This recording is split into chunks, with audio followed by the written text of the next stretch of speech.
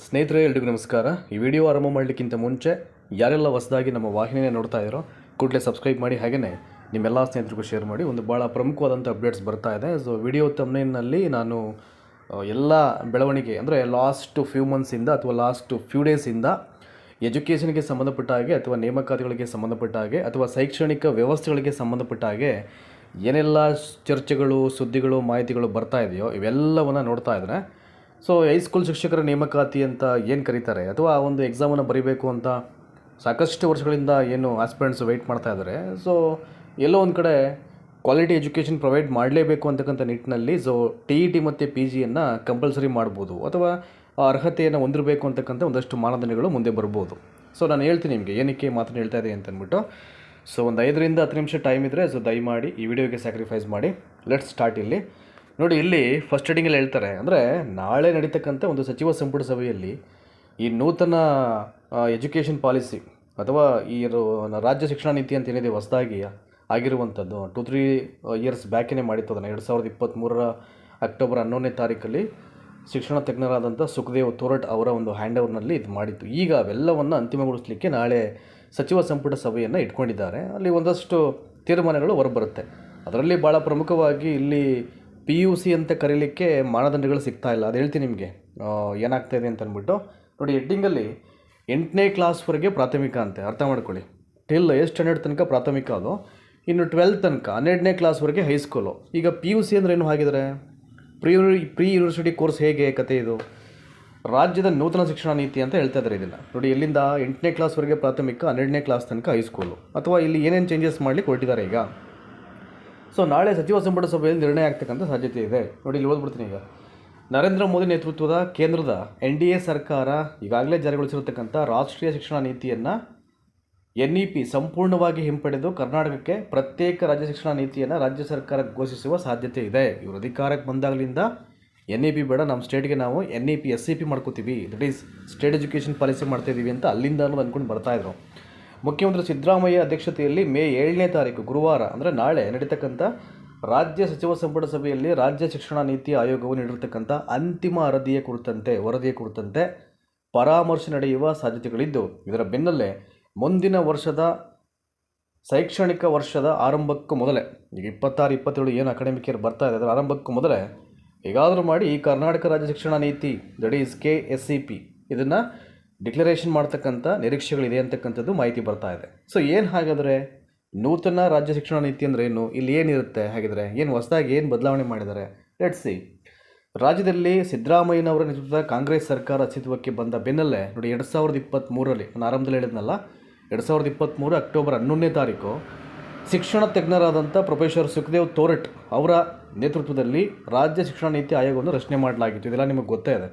ಈ ಆಯೋಗವು 2024 ಮೇನಲ್ಲಿ ಮಧ್ಯಂತರ ವರದಿಯನ್ನು ಸಲ್ಲಿಸುತ್ತೆ. ಜೊತೆಗೆ 2025 ಆಗಸ್ಟ್ 9ನೇ ತಾರೀಕು ಮಧ್ಯಂತರ ವರದಿ ನಂತರದಲ್ಲಿ ಅಂತಿಮ ವರದಿಯನ್ನು ಸಲ್ಲಿಸುತ್ತೆ. ಈಗ ಈ ಎರಡೂ ವರದಿಗಳ ಆಧಾರದ ಮೇಲೆ ಇದೀಗ ನೂತನ ರಾಜ್ಯ ಶಿಕ್ಷಣ ನೀತಿಯನ್ನು ಫೈನಲ್ ಮಾಡಬೇಕು, ಅದನ್ನು ಅಂತಿಮಗೊಳಿಸಲಿಕ್ಕೆ ಸಚಿವ ಸಂಪುಟ ಸಭೆ ಮುಂದಾಗಿದೆ. ಇದು ಇದರ ಮೇನ್ ಅಜೆಂಡಾ. ಇಲ್ಲಿ ಏನಿದೆ ಹಾಗಿದ್ರೆ ನೋಡಿ, ತೋರಟ್ ಆಯೋಗದ ಶಿಫಾರಸುಗಳೇನು ಅಂತ ಅವ್ರು ಏನೇನು ಮಾಡಿಕೊಟ್ಟಿದ್ದಾರೆ ಇಲ್ಲಿ, ಲೆಟ್ಸ್ ಅದನ್ನು ನೋಡೋಣ. Very important. ಶಾಲಾ ಶಿಕ್ಷಣದಲ್ಲಿ 2 ವರ್ಷ ಪೂರ್ವ ಪ್ರಾಥಮಿಕ, 8 ವರ್ಷ ಪ್ರಾಥಮಿಕ ಹಾಗೂ 4 ವರ್ಷ ಪ್ರೌಢ ಶಿಕ್ಷಣವನ್ನು ಅನುಸರಿಸುವುದು, ಅಂದರೆ 2+8+4 ಅಂತ ಅರ್ಥ ಮಾಡ್ಕೊಳ್ಳಿ. ಸೊ ಇದರ ಅರ್ಧದಲ್ಲಿ 2 ವರ್ಷ ಪ್ರೈಮರಿ, ಅದಾದಮೇಲೆ 8 ವರ್ಷಗಳು ಪ್ರಾಥಮಿಕ, ಅದಾದಮೇಲೆ 9ನೇ ತರಗತಿಯಿಂದ 12ನೇ ತರಗತಿವರೆಗೆ ಪ್ರೌಢ ಶಿಕ್ಷಣ ಅನುಸರಿಸುವುದು. ಹಾಗಿದ್ರೆ PUC ಅಂದರೆ ಏನು? ಇದಕ್ಕೆ ಕ್ಲಾರಿಟಿ ಕೊಡಬೇಕು. ನಾಳೆ ಸಚಿವ ಸಂಪುಟ ಸಭೆಯಲ್ಲಿ ಕ್ಲಾರಿಟಿ ಕೊಡಬೇಕು, ಇಲ್ಲ ಕನ್ಸರ್ನ್ ಆಫೀಸರ್ಸ್ ಅದಕ್ಕೆ ಸಂಬಂಧಪಟ್ಟಂಥ ಮಾಹಿತಿಯನ್ನು ಕೊಡಬೇಕಾಗತ್ತೆ. PUC ಎಲ್ಲಿ ಹೆಂಗೆ ಏನು ಕತೆ ಅಂತ ಅಂದ್ಬಿಟ್ಟು. ಈಗ ಸೊ 1ನೇ ತರಗತಿ ಪ್ರವೇಶಕ್ಕೆ 6 ವರ್ಷ ವಯಸ್ಸನ್ನು ನಿಗದಿಪಡಿಸ್ಕೊಂಡು 3 ತಿಂಗಳ ವಿನಾಯಿತಿಯನ್ನು ಕಲ್ಪಿಸುವುದು. ಇದು ಮಾಡಿದರು ಅಂದರೆ ವರದಿಯ ಶಿಫಾರಸುಗಳು ಆಯಿತಾ. ಇದು ಅಡ್ಮಿಷನ್ ಟೈಮಲ್ಲಿ ಕ್ಲಾಶ್ ಆಗಿ ಮತ್ತೆ ಅವರು ಏನು ಸೆಡ್ಲ್ ಮಾಡಬೇಕು ಮಾಡಿದ್ದಾರೆ. ಈಗ ಪ್ರಾಬ್ಲಮ್ ಆಗೋದು ಬೇಡ ಅಂದ್ಬಿಟ್ಟು. ಸೊ ರಾಜ್ಯದಲ್ಲಿ ಪ್ರೌಢ ಶಿಕ್ಷಣವನ್ನು ಅಂದರೆ 9 ರಿಂದ 12ನೇ ತರಗತಿ ಕಲಿಕೆ ಎಲ್ಲರಿಗೂ ದೊರೆಯಲು ಅನುಕೂಲವಾಗುವಂತೆ ಸಾರ್ವತ್ರೀಕರಿಸುವುದು ಅಂತ ಹೇಳಿದರೆ, ಇನ್ನು ವಲಸೆ ಕಾರ್ಮಿಕರ ಮಕ್ಕಳಿಗಾಗಿ ವಸತಿ ಶಾಲೆಗಳನ್ನು ಆರಂಭಿಸುವುದು, ಸರ್ಕಾರಿ ಶಾಲೆಗಳ ಗುಣಮಟ್ಟವನ್ನು ಕೇಂದ್ರೀಯ ವಿದ್ಯಾಲಯ ಮಟ್ಟಕ್ಕೆ ಬೆಳೆಸುವುದು. ನೋಡಬೇಕು ಇವೆಲ್ಲ ಎಷ್ಟು ಮಟ್ಟಿಗೆ ಪರಿಣಾಮಕಾರಿಯಾಗಿ ಮಾಡ್ತಾರೆ ಅಂತ. ನೋಡಿ, ಗೆಸ್ಟ್ ಸಂಬಂಧಪಟ್ಟೇನು ಅಲ್ಲಿ ಒಂದು ಪಾಯಿಂಟ್ ಇದೆ. ಇಲ್ಲಿ ಅತಿಥಿ ಶಿಕ್ಷಕರ ಪದ್ಧತಿ ತೆಗೆದು ಗುಣಮಟ್ಟದ ಶಿಕ್ಷಣಕ್ಕೆ ಕಾಯಂ ಶಿಕ್ಷಕರ ನೇಮಕಾತಿ ನಡೆಸುವುದು. ನೋಡೋಣ ಅದು ಹೆಂಗೆ ಕಾಯಂ ನೇಮಕಾತಿ ನಡೆಸ್ತಾರೆ, ಏನು ಕತೆ. ಇನ್ನೂ ಕೂಡ ಅಫಿಷಿಯಲ್ ನೋಟಿಫಿಕೇಷನ್ ಯಾವುದೂ ಮಾಡಿಲ್ಲ ಇಲ್ಲಿ. ಅನೌನ್ಸ್ ಅಂತೂ ಅವಾಗಲೇ ಮಾಡಿಬಿಟ್ರು. ನಮಗೆ ಇವೆಲ್ಲ ಎವ್ರಿಡೇ ಅಪ್ಡೇಟ್ ಕೊಡ್ಲಿಕ್ಕೆ ನೋಡ್ತಾ ಇರ್ತೀವಿ ನಾವು, ಎಲ್ಲೆಲ್ಲಿ ಏನು ಹೇಳಿದ್ರೆ ಏನು ಕತೆ ಯಾವಾಗ. ನನಗೆ ಎಲ್ಲರ ಚಿತ್ತ ನೋಟಿಫಿಕೇಷನ್ ಆಗೋದ್ರ ಕಡೆ ಇರುತ್ತೆ ಈಗ. ಅದು ಬಿಟ್ಟು ಯಾರು ಏನು ಹೇಳಿದ್ರು ತಲೆ ಕೆಡಿಸ್ಕೊತಾ ಇಲ್ಲ ಈಗ.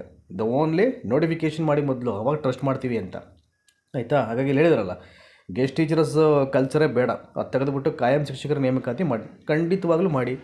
ಕಾಲಕ್ಕೆ ಮಾಡಿ ರಿಕ್ರೂಟ್ಮೆಂಟನ್ನು. ಯಾರು ಬೇಡ ಅಂತಾರೆ? 10 ವರ್ಷ ಆದಮೇಲೆ ನೋಟಿಫಿಕೇಷನ್ ಮಾಡೋದು, 6 ವರ್ಷ ಆದಮೇಲೆ ನೋಟಿಫಿಕೇಷನ್ ಮಾಡೋದು, ಇಲ್ಲ ಮಾಡೋಂಗೇ ಇಲ್ಲ. ಇವೆಲ್ಲ ಸಹಿಸ್ಕೊಂಡು ಹೋರಾಟಕ್ಕೆ ಇಳಿಯೋದು. ಆಗ ಈ ಹೋರಾಟಗಾರರ ಐ ಥಿಂಕ್ ಅವರ ಆ ಹೋರಾಟದ ಒಂದು ಆ ಕಿಚ್ಚನ್ನು ಕಡಿಮೆ ಮಾಡಲಿಕ್ಕೆ ಏನು ಮಾಡಬೇಕು ಮಾಡಿಬಿಡೋದು. ಇವೆಲ್ಲ ತೊಂದರೆಗಳು ಬಿಟ್ಟುಬಿಟ್ಟು ಯಾವುದೇ ರೂಲಿಂಗ್ ಪಾರ್ಟಿ ಆಗಲಿ ಕಾಲಕ್ಕೆ ನೇಮಕಾತಿಗಳು ಮಾಡಬೇಕು. ಹಾಗಿದ್ದರೆ ಮಾತ್ರ ಅದು ಸಾಧ್ಯ ಆಗುತ್ತೆ. ಇವೆಲ್ಲವೂ ಕೂಡ ಶಿಕ್ಷಕರ ಸಮಸ್ಯೆ ಕಡಿಮೆ ಆಗಲಿಕ್ಕೆ, ಆಯಿತಾ. ಹಾಗಾಗಿ ನಾನು ಯಾಕೆ TET PG ಕಡ್ಡಾಯ ಅಂತ ಮಾಡ್ತಾರೆ ಅಂತ ಹೇಳಲಿಕ್ಕಾಗಲ್ಲ.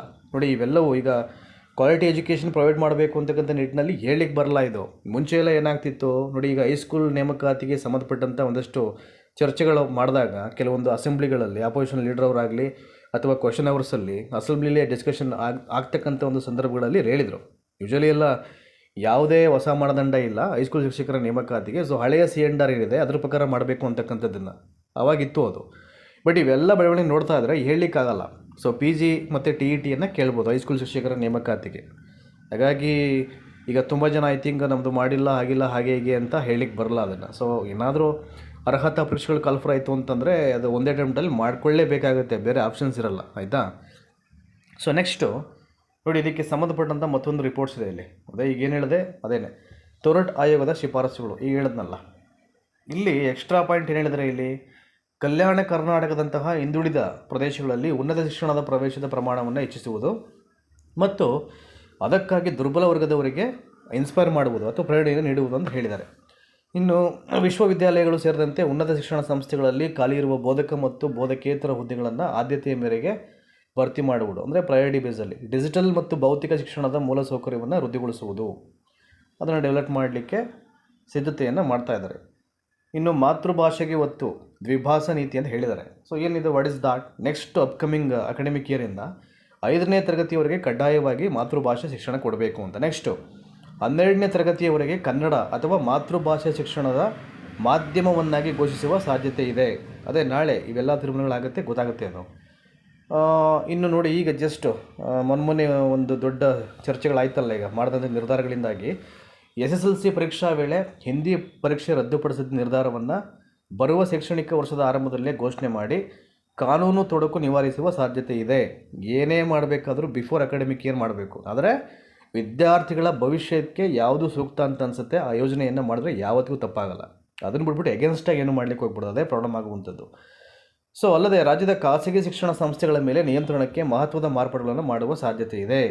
ಏನೇ ಮಾರ್ಪಾಟು ಮಾಡಿದ್ರೂ ರಾಜಕಾರಣಿಗಳಿಗೆ ಎಲ್ಲೆಲ್ಲಿ ಕಮಿಷನ್ ಹೋಗಬೇಕು, ಎಲ್ಲೆಲ್ಲಿ ಕಾಸು ಹೋಗಬೇಕು ಹೋಗ್ತಾ ಇರುತ್ತೆ. ಅದೂ ಅಲ್ಲದೆ ರಾಜಕಾರಣಿಗಳ ಸ್ಕೂಲು, ಕಾಲೇಜುಗಳು, ದೊಡ್ಡ ದೊಡ್ಡ ಶಿಕ್ಷಣ ಸಂಸ್ಥೆಗಳು ದೊಡ್ಡ ಬೆಳೆದು ಹೆಮ್ಮರವಾಗಿ ಬೆಳೀತಾ ಇದೆ. ಹಾಗಾಗಿ ಸರ್ಕಾರಿ ಶಾಲೆಗಳ ಸ್ಥಿತಿ ಭಾಳ ಹೀನಾಯವಾಗ್ತಾ ಇದೆ, ಕೀಳ್ಮಟ್ಟಕ್ಕೆ ಹೋಗ್ತಾ ಇದೆ, ಆಯಿತಾ. ಹಾಗಾಗಿ ಸೊ ಒಂದು A4ನಲ್ಲಿ ಡಿಸ್ಕಷನ್ ಮಾಡಿಬಿಟ್ಟು ಏನಾದರೂ ಬರ್ಕೊಳ್ಬೋದು, ಹಂಗೆ ಮಾಡಿದ್ವಿ, ಹಿಂಗೆ ಮಾಡಿದ್ವಿ, ಮತ್ತೊಂದು ಮಾಡಿದ್ವಿ ಅಂತ. ಅಂದರೆ ಏನೇನು ಆಗಬೇಕು ಅದು ಕಾಲಕ್ಕೆ ದಟ್ ಈಸ್ ವೆರಿ ಇಂಪಾರ್ಟೆಂಟು. ಅಲ್ಲಿ ಡಿಸ್ಕಷನ್ ಮಾಡಿಬಿಟ್ಟು ಮತ್ತೆ ಡಿಲೇ ಮಾಡಲಿಕ್ಕೆ ಹೋಗೋದು, ಮತ್ತು ಅಭ್ಯರ್ಥಿಗಳ ಲೈಫ್ ಜೊತೆ ಆಟಾಡುವಂಥದ್ದು, ಇದು ಯಾವುದು ವರ್ಕೌಟ್ ಆಗೋಲ್ಲ, ಆಯಿತಾ. ಈಗ ಈಗ ನಾನು ನೋಡ್ತಾ ಇದ್ದೀನಿ ಕೆಲವೊಂದು ಯೂಟ್ಯೂಬ್ ವಾಹಿನಿಗಳಲ್ಲಿ ಕೆಲವರೆಲ್ಲ ತುಂಬ ನೇರವಾಗಿ ಕಚೇರಿಗೆ ವಿಸಿಟ್ ಮಾಡಿ ಮಾಹಿತಿಯನ್ನು ಕಲೆ ಹಾಕಿ ಪಾಪ ಆಡಿಯನ್ಸ್ಗೆ ಕೊಡೋ ಪ್ರಯತ್ನ ಮಾಡ್ತಾ ಇದ್ದಾರೆ. ಅವ್ರಿಗೆ ಒಳ್ಳೆಯದಾಗಲಿ. ಅವರ ಒಂದು ಆ್ಯಂಬಿಷನ್ಸ್ ಇದೆ ಅಭ್ಯರ್ಥಿಗಳಿಗೆ ಒಳ್ಳೇದು ಮಾಡಬೇಕು ಅಂತಕ್ಕಂಥದ್ದು, ಅವ್ರ ಕಡೆಯಿಂದ ಆಗಲೇ ಸಾಗಲಿ.